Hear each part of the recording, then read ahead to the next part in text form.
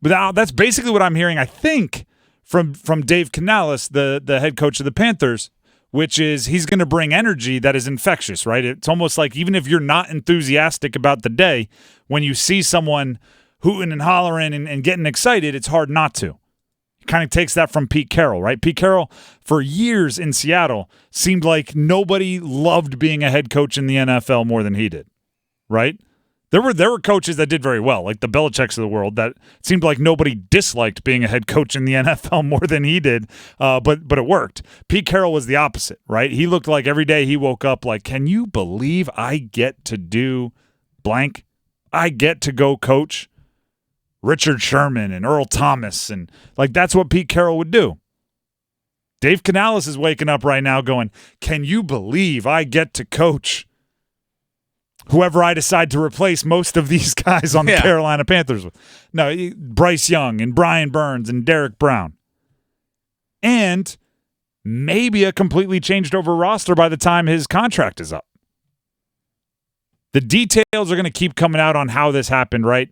Hopefully we get more details on the entire hiring process. But the contract has been reported as a 6-year contract for Dave Canales. Now that is very, very rare in length for a first-time head coach. If you have a guy that's a little bit more proven, a little bit more leverage, they usually work their way into a longer-term deal, right? Somebody that's highly sought after.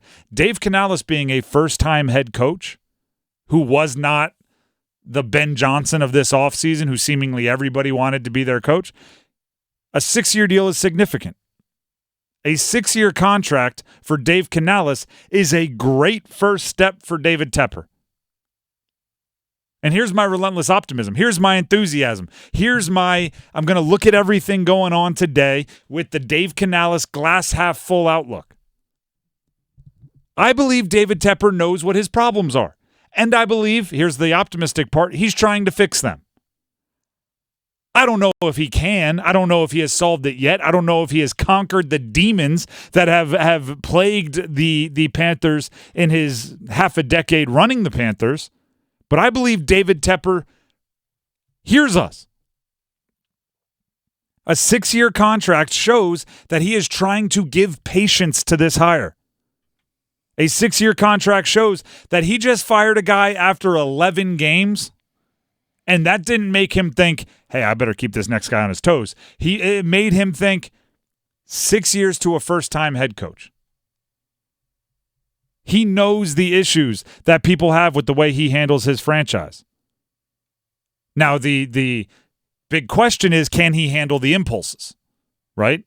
It's one thing on a quiet January afternoon when you're negotiating with an agent to say, I understand this is probably a multi-year rebuild. I understand that Dave, meaning Canales, is probably going to need, 1 year to reset the culture, 1 year to get some pieces, 1 year, and then maybe year 3 or year 4 you'll be able to compete. It's one thing to think that in January. It's another to think that week 8 of next season when you may have only won 2 games. Which would be an improvement. It would be half the dime it took you to win 2 games last time. It'd be an improvement. It's a whole other beast to be in that moment. When an assistant coach runs around the head coach to tattle on someone to the owner, does David Tepper say, I'm giving him patience, or does he say, all right, yeah, what'd he say? What'd he do? Why? Oh, you don't like that? Why? No, gossip with me. Come on, man. Give me the juice. Give me the tea. Spill the tea.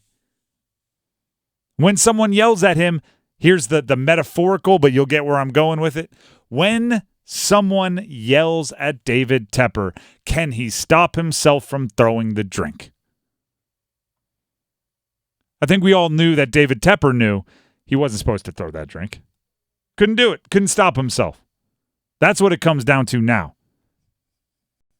You, for better or worse, you chose Dan Morgan. For better or worse, you, and I think a lot of input from Dan Morgan, chose Dave Canales. I'll tell you this. Is it the right hire? Is it the wrong hire? Those questions are kind of out the business, right? Those questions are done. He is the hire, right? I saw a great clip the other day with Mike Vrabel, because Mike Vrabel, I thought, was going to come in for an interview with the Panthers, so I was like, Let me dive in. Let me learn everything I can about his coaching style. And I caught a mic'd up segment of him at a practice. And one of the first things he said at the very first rookie minicamp this past year, actually 2 years ago, is the Malik Willis year, was I don't care if you're first round or eighth round. Once you're on the team, your draft status doesn't matter. Now, that's not fully true, but to a coach, that's a good way to think about it. That's kind of how I'm looking at Dave Canales. Now, whether you were my first choice or my last choice, whether Dan Morgan was the right hire or the wrong hire, I think it was the wrong hire, that doesn't matter because you're the guy. So what you have now is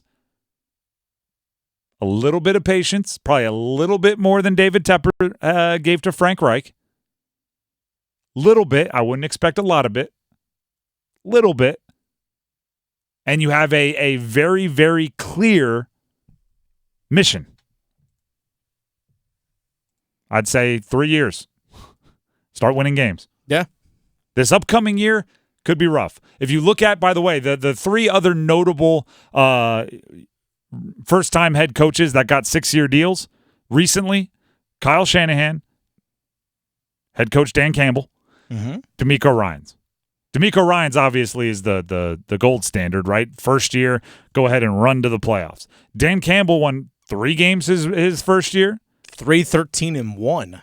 And Kyle Shanahan won 6 his first year, 4 his second year. So Dave Canales, I mean, you were like 3 years from now, you better have it together. That's the standard when first-time head coaches get the 6-year deals. Third year, you better have it together. Up until then, you might start hot. You might win 6 games. Bold for starting hot, but that's what Kyle Shanahan did. Then take a step back. Or you might be Dan Campbell and just slow and steady, 3 games, 9 games, 11 games in the playoffs, still playing one of the last 4. Just want to see progress.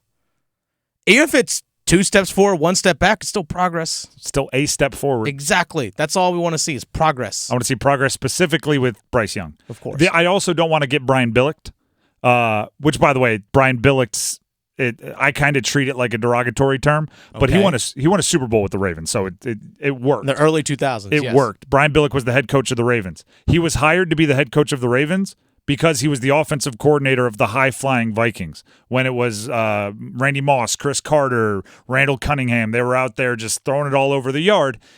He then gets the head coaching job of the Ravens, wins a Super Bowl with a very, very mediocre to below average offense and one of the best defenses of all time. Yeah. So it's like, well, maybe Billick was you look at that defensive staff. It was Marvin Lewis. It was Rex Ryan. It was like, okay, maybe those guys were the reason for the win. For Dave Canales to prove his worth as a hire, he needs to get Bryce Young going, right? If he grabs a great defensive coordinator and they win 7 games next year with one of the best defenses in the league and Bryce Young is still a mess, I'm going to go, well, I'm not sure how much credit I'm giving to Dave Canales on that one. You got to do what you were brought in to do. He was brought in to fix Bryce Young.